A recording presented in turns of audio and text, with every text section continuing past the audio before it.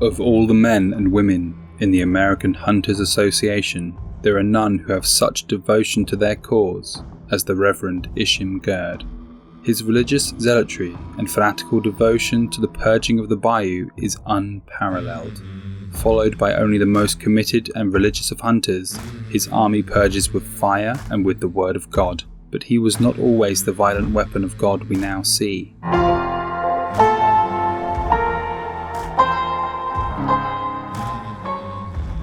Reverend Ishim Gird started to minister at Fort Carmick towards the end of the Civil War. During this time, he got to know Puerto Rico well and became fascinated with the people he found in the Bayou. As a strict evangelical, he found the inhabitants to be lacking in the essential spirituality he believed was taken for granted elsewhere in the United States. The inhabitants of the Bayou, known by many as swamp dwellers, had been left to fend for their own spiritual salvation. The population was an amalgamation of many different cultures, which included freed slaves, French, Haitians, and many others, each having their own beliefs and spiritual identities. Despite this, there were two churches which served the community. However, one of these had already fallen to ruins. Ishim Gird's regular visits to the area, coupled with his piousness and youthful ambition, made one thing very clear in his mind. He would save the souls of those who would otherwise be damned. Gird was said to have been a charismatic man and a gifted preacher. He was quickly able to gather a large following from among the locals. Yet, there was one thing missing. He had no church in which to house his congregation. An account from the time reveals Gird was instilled with hope, which was said to be as foreign a sentimentality amongst the men here as literacy. The Reverend was able to use his charm to raise money from the locals, as well as from the city folk of New Orleans. He accrued enough to be able to purchase land from the dwindling Blanchett estate. However, once the widow realised his intentions, Gird met with opposition. Yet, this did not stop the construction of the Healing Waters Church in 1870. The name he chose, Healing Waters Church, was in homage to the bayou the church stood amongst.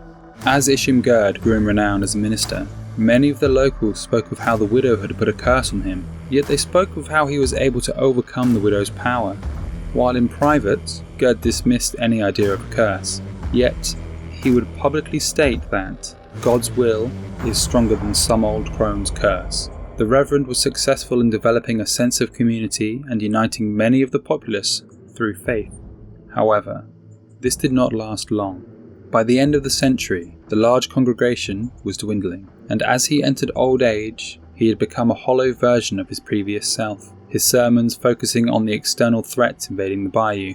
Threats such as industry, which had destroyed the serene forests, hurricanes that had deluged the land, and the ever-spreading sins of man. Ishim Gird became obsessed with sin, further supporting the idea that the sculptor was in fact Beelzebub, the demon associated with the sin of gluttony. Gird began turning his attention to the sins of his congregation, and the demons that lurked within man, and the fire and brimstone awaiting everyone. It was almost as if Ishim Gird had had some vision of what darkness was about to fall over the bayou. As his congregation depleted to only the most devout of followers, Gird began to hide away from the outside world, mirroring the actions of Sheriff Hardin, another hunter who started to become reclusive. Perhaps there is something that drives hunters to seek solitude, or simply causes them to go mad.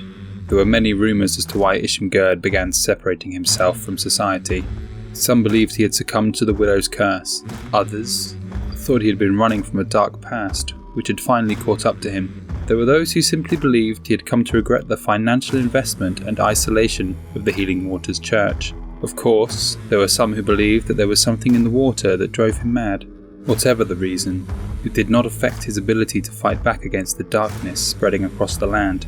As the infection began to spread, and the sculptor tightened its grip on the bayou, Ishim Gird began to witness atrocities enacted by members of his own congregation. As the plague and violence spread to the doors of the Healing Waters Church, Reverend Ishim Gird witnessed his own congregation ripping each other apart. It was then that he vowed to rid the swamps of the darkness, one corrupted soul at a time. Grabbing hold of his ornamental Lebel rifle, named the Altar Boy, he opened fire on the first of the corrupted to breach his barricade. Whilst the Altar Boy was never intended for action, it is now a divine weapon which Gird uses to eradicate the corrupted and purge their souls of sin. Gird is not alone in this fight. Many of the most devout of men and women joined him in his crusade against the demons of hell who now run rampant in the swamps he used to call home. Whilst many members of the AHA believe the cause of the infection to be the creature known as the Sculptor, Ishim Gird firmly believes this to be the work of a demon from hell who has fed on the sins of man. It is also rumoured that Ishim Gird never underwent the ritual to become a hunter, and instead he resists the Sculptor's taint by sheer power of will through his faith in God. Whether the Sculptor really is a demon from hell, and whether Ishim Gird is resistant to the taint by his faith in God, is of little importance. Whatever the truth is, it makes little difference to the Reverend and his pursuit of furious revenge against the monsters in the Bayou, as he attempts to save the souls of every man, woman, and child who has fallen to corruption.